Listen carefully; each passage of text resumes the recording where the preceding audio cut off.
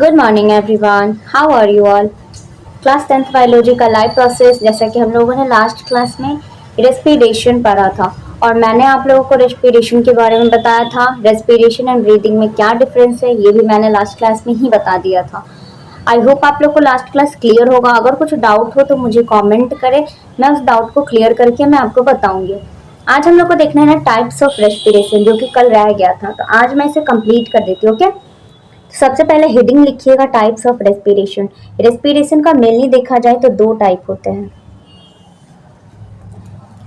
Respiration को आप mainly लिखिएगा टू टाइप्स में। One is a aerobic respiration, aerobic respiration, another one is a anaerobic respiration. आज हम लोग को इस क्लास में इन्हीं दोनों रेस्पिरेशन के बारे में डिस्कशन करना है। एरोबिक रेस्पिरेशन जो कि प्रेजेंस ऑफ ऑक्सीजन में होता है। ऑक्सीजन के प्रेजेंस में जो रेस्पिरेशन हो रहा है वही आपका एरोबिक रेस्पिरेशन हो रहा है।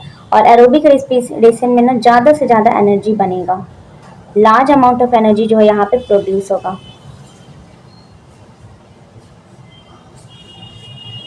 Is released. तो हम लोग देखेंगे एरोबिक रेस्पिरेशन में पहला क्या हो रहा है, प्रेजेंस ऑफ ऑक्सीजन में एरोबिक रेस्पिरेशन होता है। लार्ज अमाउंट ऑफ एनर्जी जो है यहाँ पे रिलीज होगा। अब एनारोबिक रेस्पिरेशन का देखा जाए तो यहाँ पे सबसे पहले ये एब्सेंस ऑफ ऑक्सीजन, ऑक्सीजन के एब्सेंस में एनएरोबिक रेस्पिरेशन होता है। इसका नाम लोग दो तरीके के, इनको हम फर्मेंटेशन करके भी एक टॉपिक पढ़ेंगे। एनारोबिक रेस्पिरेशन को फर्मेंटेशन भी कहते हैं, ऑल्सो नोन एज फर्मेंटेशन। इनका फर्दर दो कैटेगरी पढ़ेंगे। प्रेजेंस ऑफ ऑक्सीजन में एक ही तरीका होता है जिसमें ग्लूकोज ब्रेक होगा, बहुत सारे एनर्जी बनेगा। बट एब्सेंस ऑफ ऑक्सीजन में इसमें दो प्रोसेस होता है। फर्मेंटेशन जो कि ईस्ट में होता है, एक होगा अल्कोहलिक फर्मेंटेशन,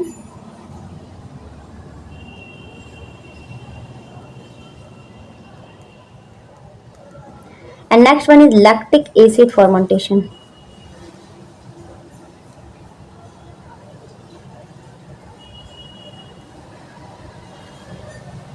और एक एक करके हम सबको समझते हैं। हम लोगों को पहले क्या देख रहे हैं हम लोग, types of respiration. One is aerobic respiration, another one is anaerobic respiration. Aerobic respiration presence of oxygen में होगा और इसमें बहुत सारा एनर्जी रिलीज होगा। एनएरोबिक रेस्पिरेशन जो कि एब्सेंस ऑफ ऑक्सीजन में होगा, जिसका और दूसरा नाम फर्मेंटेशन है। इट है, इनको फर्दर डिवाइड करेंगे दो कैटेगरी में। One is alcoholic fermentation, another one is a lactic acid fermentation. तो चलिए पहले एरोबिक रेस्पिरेशन को देख लें। तो यहाँ आप लिखेगा एरोबिक रेस्पिरेशन। एरोबिक रेस्पिरेशन जो कि आपके ऑक्सीजन के प्रेजेंस में होता है। तो सबसे पहले इसमें हम लोग ग्लूकोज जो था C6H12O6 इन साइटोप्लाज्म, सबसे पहले साइटोप्लाज्म जो कि सेल का जो भी अंदर का फ्लूइड वाला पार्ट होता है सेल के अंदर वाले, वो आपके साइटोप्लाज्म होते हैं। तो सबसे पहले एरोबिक रेस्पिरेशन में जो ग्लूकोज था वो साइटोप्लाज्म में ब्रेक होता है। ग्लूकोज कितने मॉलिक्यूल्स के, सिक्स कार्बन मॉलिक्यूल्स के हैं। और उसके बाद इनको छोटे छोटे मॉलिक्यूल में ब्रेक किया जाएगा पाइरुवेट में, और पाइरुवेट जो होते हैं वो 3 कार्बन मॉलिक्यूल होते हैं। ये कहाँ पे हो रहा है, साइटोप्लाज्म में। अब फर्दर जब इनको ऑक्सीजन मिला, प्रेजेंस ऑफ ऑक्सीजन, ये जो मैंने साइन लगाया नहीं है प्रेजेंस के लिए लगाया है।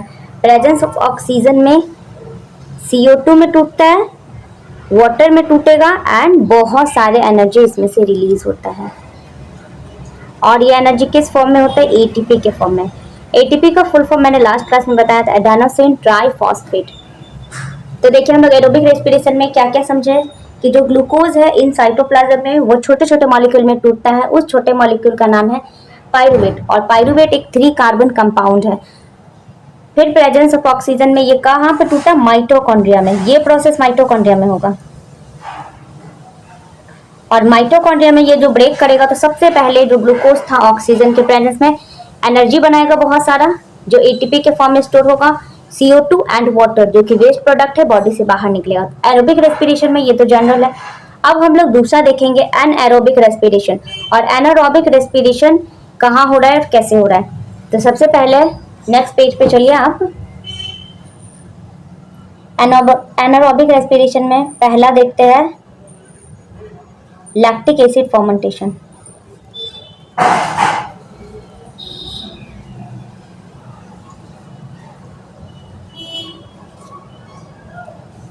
अब इसमें क्या होगा, वही ग्लूकोज C6H12O6 जो कि साइटोप्लाज्म के अंदर ही ये होते हैं, बनेगा 3 कार्बन कंपाउंड पाइरूवेट, और फिर ये पाइरूवेट ब्रेक करेगा लैक्टिक एसिड में। कब? Absence of oxygen. ये ऑक्सीजन के एब्सेंस में होगा। जब ऑक्सीजन नहीं होगा और फिर भी मसल को बहुत ज़्यादा वर्क करना पड़ता है तो मसल क्रैम्प होते हैं ना, ये लैक्टिक एसिड की वजह से। पहले साइटोप्लाज्म में ये ग्लूकोज अपनी जैसे 3 कार्बन कंपाउंड पाइरूवेट बनाया, एब्सेंस ऑफ ऑक्सीजन में ये लैक्टिक एसिड बनाएगा और इसके साथ बहुत सारे एनर्जी। लैक्टिक एसिड कितने कार्बन कंपाउंड है? ये भी 3 कार्बन कंपाउंड है। पाइरूवेट कितने हैं? ये भी 3 कार्बन कंपाउंड है। तो ये तो हम लोग लैक्टिक एसिड फर्मेंटेशन में देखे। नेक्स्ट क्या था? अल्कोहलिक फर्मेंटेशन, जिससे कि अल्कोहल बनाया जाता है।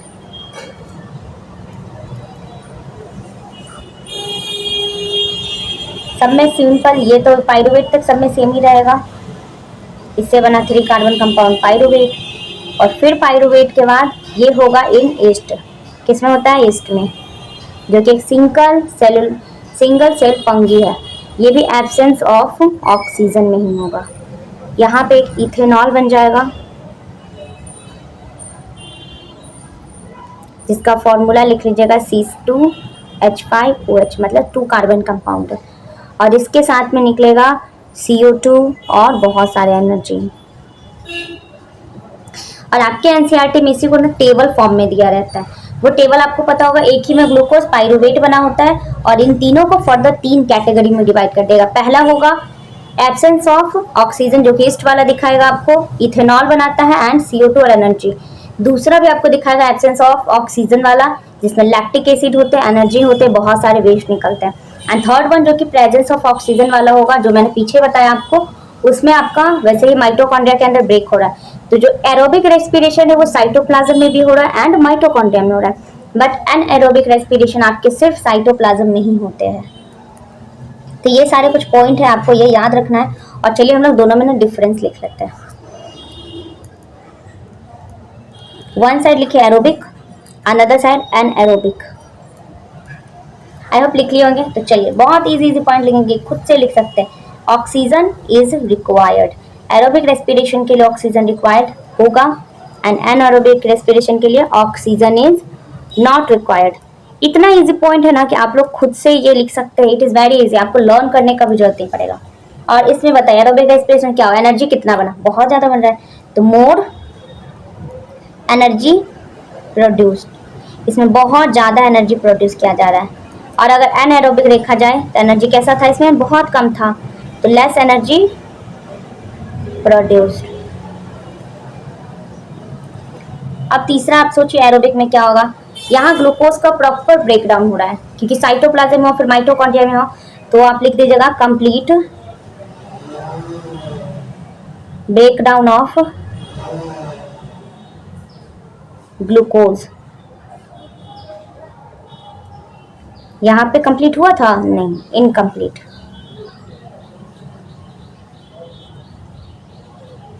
Incomplete breakdown of glucose. Formula I think सबको लर्न होगा। ये कहाँ हो रहा है? It occurs in cytoplasm. ये साइटोप्लाज्म में भी हो रहे हैं और साइटोप्लाज्म में भी हो रहे हैं एंड माइटोकॉन्ड्रिया में भी हो रहे हैं। और ये सिर्फ आपके माइटोकॉन्ड्रिया में ही होते हैं।